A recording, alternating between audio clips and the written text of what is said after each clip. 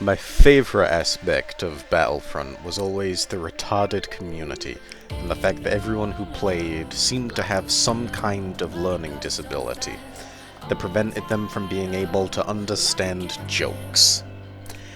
Another great part of the game, however, is how incredibly broken it is, so join us as we celebrate the 10-year anniversary of Star Wars Battlefront 2015 by counting down the top 10 glitches in Star Wars Battlefront 2015.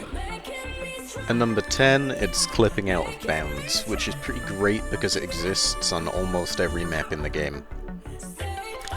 On this one, you can jump on top of the map and just start raining down fire in the enemy team. On some of them, it's basically worthless, like on Rebel Base, you can get into a room. Can't really shoot anyone from that room, but you can be in the room.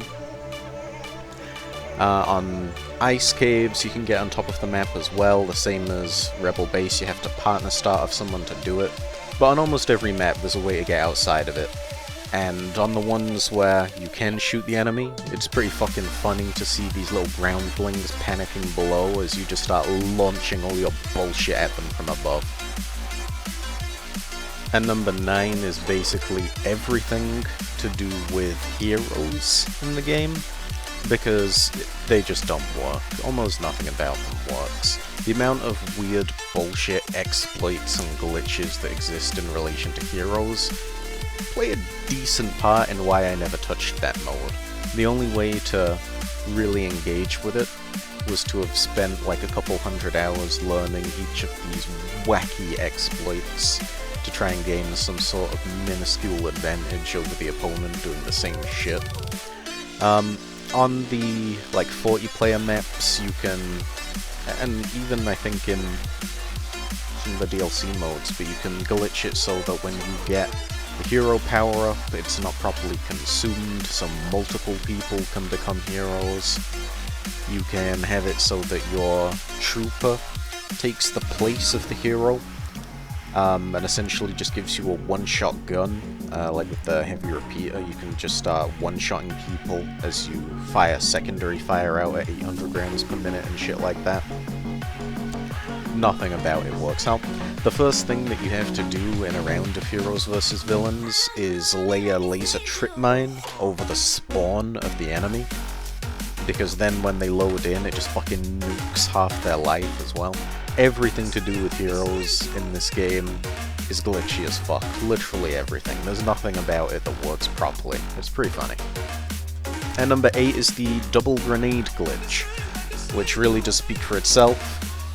You throw 2 grenades instead of 1, and therefore deal double the damage you're supposed to. Most noticeable with the iron grenade, because you can just start one-shotting people with that thing. At number 7 is the infamous white screen mod, which thankfully isn't seeing much use anymore, but does still occasionally come up in gameplay. It speaks for itself again. The opponent hits you, bang, white screen, and there's nothing you can really do about it unless you also have the white screen mod, which I guess kind of helps limit it, similar to how Rapid Fire EE4 is a bit self-limiting, where the people who have it don't really want to use it, because then if they do, someone on the enemy team will use it, and it just kind of kills the game for both players. I think that it's definitely an interesting kind of landmark in Battlefront history, where the glitches turned from being more novel to really being about gaining a competitive advantage. In at number 6, I like this one. The fact that you can make every single weapon in the game fire with 0 spread and 0 recoil. Without using any external hardware, you can just open the game and do this for yourself whenever you want. But almost no one does, because I don't know, I guess they never figured it out, hey ho. At number 5, it's the fucking silencer mod. Now, in terms of, like, effectiveness, in terms of impact on the game, this one should be ranked higher. It's just lower because I don't really like acknowledging it, I don't like talking about it, to be honest. There are certain lines that I feel are just kinda too cheap, like, you don't want to cross those, it removes a lot of the skill element of the game if your opponent genuinely has no chance of fighting back against you. But it is, at the same time, one of the strongest and most widespread glitches in the game. To make these videos, I had to open it back up for the first time in like 5 years, and even in the few matches I played, I did come across people still using the silencer mod. So I guess the legacy lives on, even if it shouldn't. So we just took a look at the silencer mod, which makes it so that your weapon is completely inaudible to the enemy. But at number 4 is something that I've always thought to be much more destructive, but also much more interesting. And I don't mind talking about this one because, well, it's not talked about anywhere. No one really knows about this one, it's not acknowledged. Now what this is a hidden trait. And the way it works is what I have always referred to as the noob bonus, where new players seemingly just take less damage, randomly deal more damage. They just don't seem to follow the same rules as regular players, and it's because they don't. Right? The way this works, in the code, there are 2 titles assigned to the player. I can't remember what they are off the top of my head, but I think it's something like Trooper and Captain, or Trooper and Officer, something like that. And when your title is changed internally, you lose the ability to gain that passive. It's there to help new players against existing players. But because it would become too broken otherwise, they intended for it to be disabled as you progress in the game. But you don't have to disable it. It took me a bit to figure out exactly what disabled that passive and made you be considered an officer in the game. And it's very straightforward. You cannot upgrade any of your star cards. You must have all white cards. There is no limit to which cards you have as long as they are all white and never upgraded. That's not it, however. You can never have a trait. If you have a trait, that is considered to be an upgraded card, and it's at that moment where you are then considered an officer in the game's files, and you lose the ability to access that hidden loot bonus. So what you can do is you can make a new account. You can sweat like mad, only of using the white star cards with no trait, and just have a direct advantage over everyone else there. If you go into a private match, where they usually restrict which traits you can bring, if you bring a new account with white star cards, never having equipped a trait, you will keep the noob bonus, and you will be able to dominate every other player there. And number 3, we've got the dupe glitch, which allows you to have multiple of the same star card. Now this works differently between each of the star cards. If you do it with the grenades, it's basically worthless. You just have 2 grenades, that's not interesting. If you do it with the jump pack though, while using the bounty hunter trait, then you can essentially just have infinite jump pack. You can just zip around the skies, you never need to land.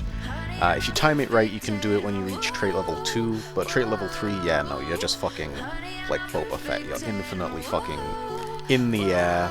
Like, you don't even need permission from Abel Mabel. Like, you are just fucking zipping around, and it's fantastic. If you do it with any of the guns, though, there's any of them. The scout pistol, the scattergun, cycler rifle, ion torpedo, homing missile, then it allows you to just fire them over and over and over again.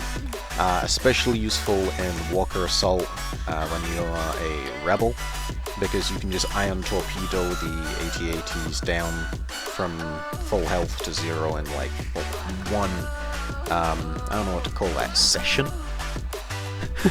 Window of opportunity? When the fucking B-Wings arrive, you can just melt those things, especially in Scare if one person can just delete an AT-AT single-handedly. It's pretty fun using the scattergun like this, because if you go against some like fucking bullshit, then you can equip that and just start scattergunning people over and over and over. That's pretty neat. Overall, this is definitely a pretty solid glitch. The biggest downside is the only reliable way to do it was through the companion app, which doesn't work anymore.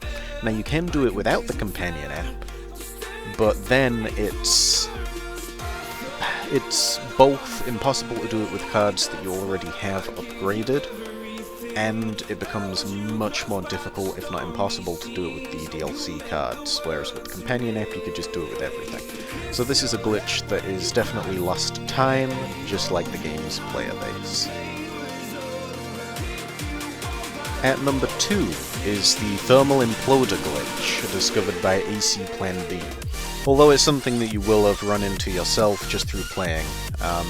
If you stand directly in the center of a thermal imploder, if you get like close enough to it, then you take no damage from the thermal imploder. You take literally 0 damage from it. It's to do with where the actual like hitbox is for the grenade, and you can essentially just like clip through it, so that you avoid all damage completely. You can actually do it with the sonic imploder as well, but it's much more difficult. And at number 1 we have my absolute favourite, which is the infinite respawn glitch. Now, this is my favourite for a very simple reason. Firstly, I discovered it. Secondly, I made sure that everyone knew about it. Thirdly, no one could understand it, so no one ever paid attention to it. Now, I uploaded a video of this at this point, what was that, like 8 years ago or something? And at the beginning, I leave in a clip of me dying, because the scoreboard shows that I have a death. And the whole point is, okay, well, this, like, respawn glitch, you do not die, right? But if I cut that death out, then it'd look like I had a death from doing that. So I'm like, oh, well, I'll make sure that people can see that this did not cause a death. However, you actual fucking retards with your dogshit attention spans and absolute fucking retarded comprehension skills could not understand that the video is not about the first 10 seconds or so. This video that's like 3-4 minutes long, where I claim that, like, you cannot die, is not summarized by the 10 seconds at the beginning where I die, right? And I remember, like, I'm pretty sure it's got comments on it still. Like, oh, well, you see, actually, you died because the proximity bomb, it slipped through the shield. Yes, I know that. That's not the point of the video.